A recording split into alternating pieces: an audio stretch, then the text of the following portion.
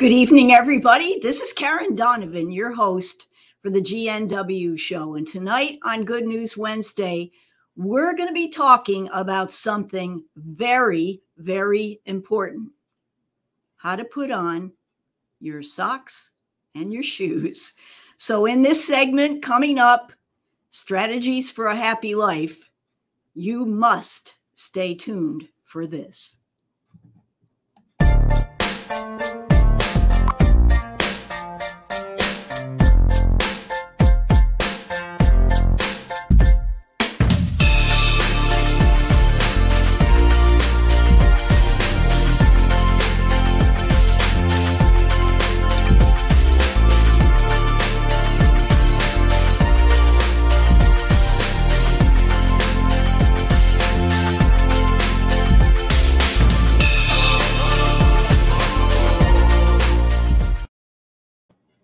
That's right. We are really delving into the basics tonight, folks. And for many of you that probably don't know this, at one time, early in my career, I was thinking of becoming a PE teacher. That didn't last really long. Went a few different directions, but in the show, we never really talk about sports too much. And so I thought, there's a lot of really good analogies to the basics and being successful in life. And I came across some very interesting and awesome information about a coach by the name of John Wooden. And I'm sure you probably all know how many championships, college basketball championships, he led his team to. And he had a unique, very unique strategy on how to help his players. And I've learned something very important. And if you are into sports at all, or even if you're like me and you just go walking, these things, if you pay attention to them, could mean a big improvement, and very analogous, obviously, to life. And it's about how to put your socks and your shoes on, because it's those little things that count. Now, I was thinking about doing a demonstration, but time did not permit. So use your imagination here and picture that you're getting up in the morning and you're going to go for a walk and you're going to put on your socks and your sneakers. So if you are like me, you rip your socks up there over your feet, and then you kind of slide into your sneakers that are already tied. But this would be a big no-no for Coach John Wooden. Now, what he had his players do at their first meeting was they all had to take off their socks and shoes. And one of the things that he did first was he showed them how to roll down their socks. Okay. Picture that, roll down from the top down, and then start to slip them over their toe. I'm moving my foot as I'm doing this, and then smooth out any wrinkles. And then slowly go over the heel, and again, unroll the sock and smooth out any wrinkles without pulling the sock. Because when you pull the sock, I didn't know this, but you could get wrinkles in there. Now, why did he do that? You say to me, Karen, why are you talking about this?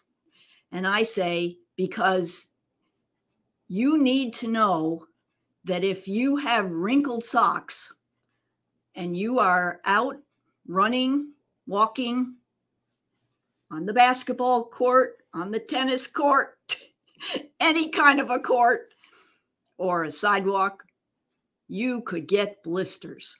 and you will not perform very well if you have blisters. Then putting on your shoes is a whole other matter. You untie your sneakers and pull them open and slip them on your foot, and then tighten each eyelet each way, each one up until it's nice and tight, but not too tight. Tie it in a bow and then double tie it. Okay? Now that in very detail, maybe more detail than you wanted, is how to put on your socks and your shoes. And I promised many people tonight that I was going to share this, and it's very important information. And what does this all have to do with anything? Well, not only don't you get blisters on your feet, but you can play the game a lot better. And you can perform a lot better because it's in the little things that we can become awesome.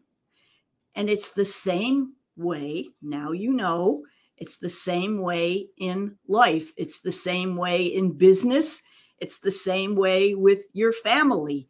First of all, you cannot assume that your people that you're working with, whether it's, if it's on your job, if it's coworkers, if it's employees, if it's your family, if it's your kids, do they know the basics? And you say, oh, yeah, they know how to do everything that they need to do, but do they? And one of the things that Coach John said was that you need to never skimp on the hows. You can always emphasize the whys of why you should do this, why you should clean up your room, why you shouldn't have a dirty, room or floor or whatever. But you never should skimp on the hows. And, a lot of people, when they heard Coach Wooden tell them to take off their socks and shoes, like some of the, very famous players, were on his team at one time or another. And I'm sure they rolled their eyes and said, why do I have to learn how to do this? But once they got it, they got it. So if you want to be awesome in what you do, go back to the basics, pay attention to the little things, and what happens? We've talked before about the compound effect. Those little things, those little drops, they add up. And in the end, you too will become the best that you can be by going back to the basics. So we're happy to have you tonight, and we're glad you joined us.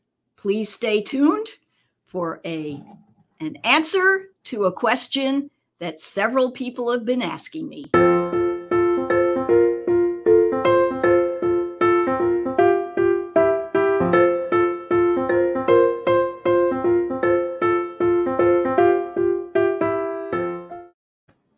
Okay, so we've been talking about the basics, and now this is Real Estate Corner, and I got a question that kind of fit in with this. And it was, what are the basic appliances? That's right. Appliances that you need in your kitchen today.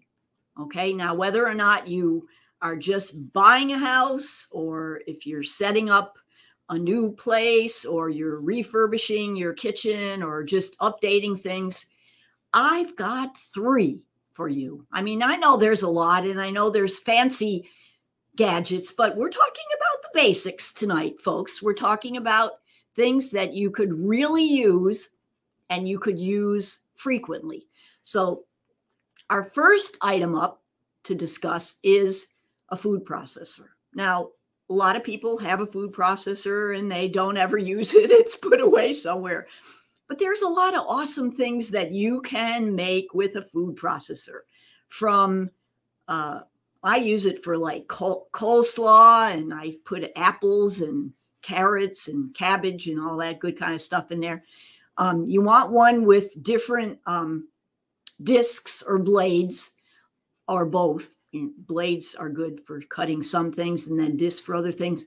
I have a couple of friends who swear by the scallop potato slicer blade.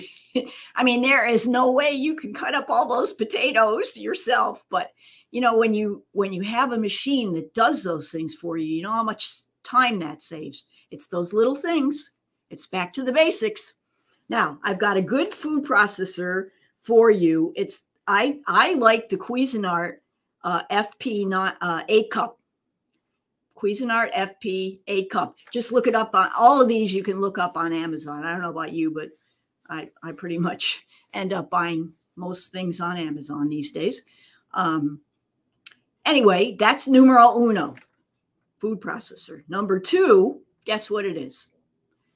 I got one, and it's great. It's not a slow cooker, because God bless them, but you know, crock pots, they take forever, and we're in a hurry.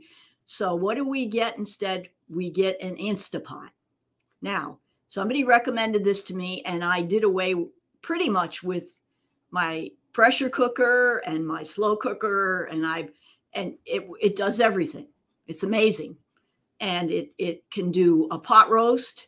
It can do it can do rice. It can do oatmeal, cut oatmeal, steel cut oatmeal.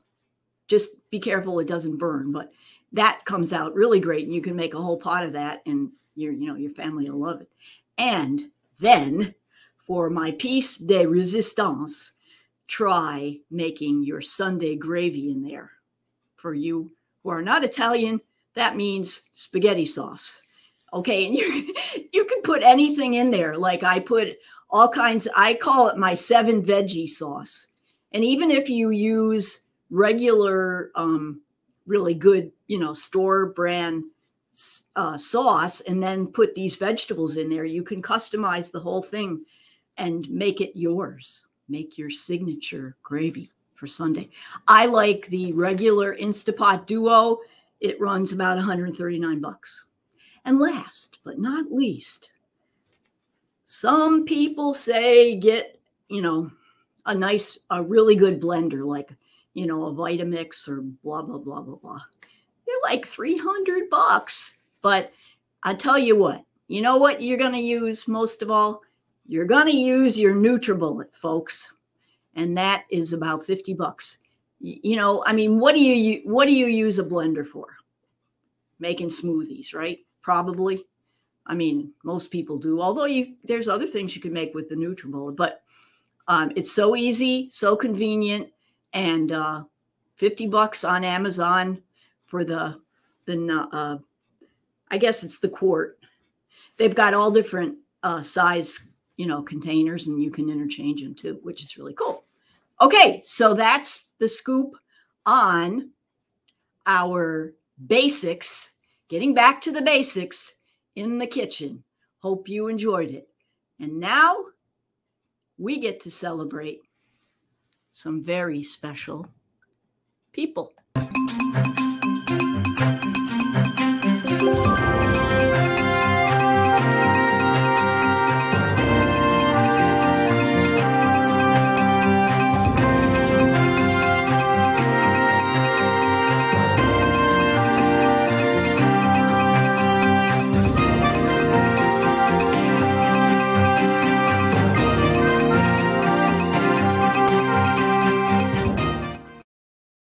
That's right, folks. You heard it here first. We celebrate every week the people whose birthdays are this coming week. And so we will send them a personalized birthday cake. Now that's good. You want to know more about that? If you do, just send me an email at Karen@homesbydonovan.com with their name and their birth date. You don't have to give me the year. And I will announce their name on our show, and you can surprise them by having the show on. Okay, and we will also serenade them right now with the original birthday song. So without further ado, here are the folks who I have down that are celebrating a birthday this week. Fran Pfeiffer on September 22nd today, and also Joe Wood today. Congratulations to you too. Then we have Paul Lauka tomorrow, Kelly Sipos on the 24th, Jagmeet Betty, Nancy Riley, and Nancy Orcus on the 25th, and then Phyllis White on the 28th, Rebecca Hoffman and Joe Donovan on the 28th as well. So happy birthday to all of you, and here are our special wishes to you.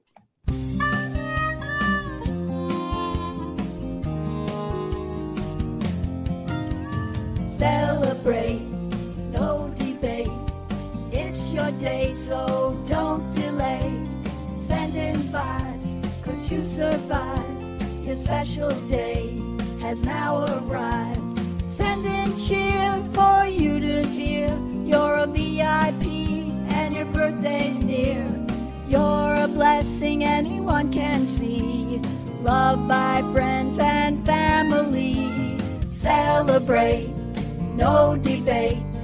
It's your day, so don't delay. Send in vibes, 'cause you survived. Your special day has now arrived. Send in cheer for you to hear. You're a VIP and your birthday's here. So celebrate, 'cause it's your very special day.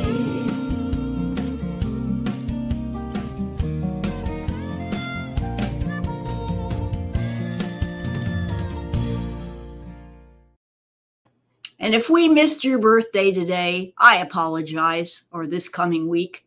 But please let me know if you have a birthday coming up, and send me an email at Karen@homesbydonovan.com, and we'll be able to include them in our special celebration. All right. Now on to what you've been waiting for. I know, several people have told me they're very excited, but here we go.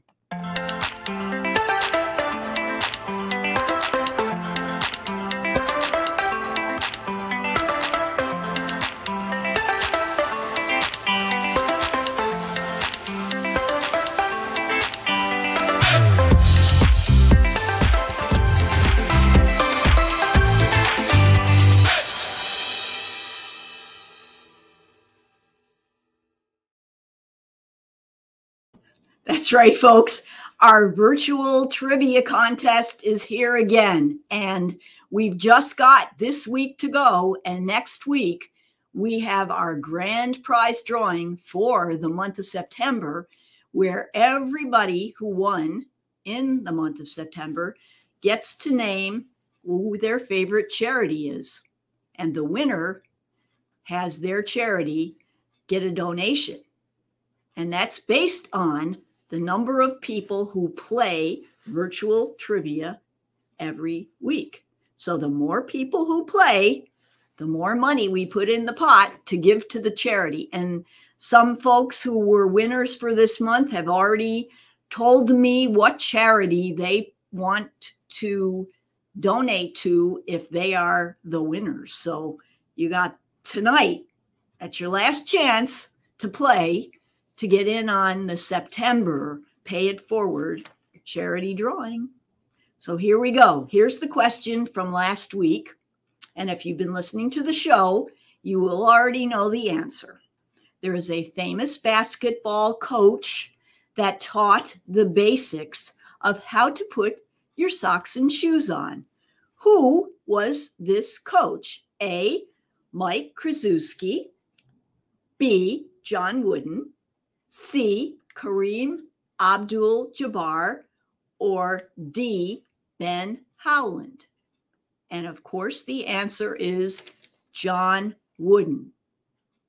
And so if you guessed the answer and you entered the drawing by sending me an email at Karen@homesbydonovan.com with your answer, or you entered via our Monday morning wake-up call entry form, which I tell you about in a minute, then your name is right here in this bucket.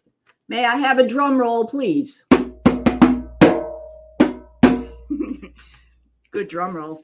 Okay, let's see who the winners are for tonight. Every week we pick 4 winners. Why do I pick 4 winners? Oh, because I want to make more people win. Okay, we have Maria Di Benedetto. Congratulations, Maria. We have Jeffrey Essling. Congrats, Jeffrey. We have Ken Conway. Congratulations, Ken. And we have Arif Jabral.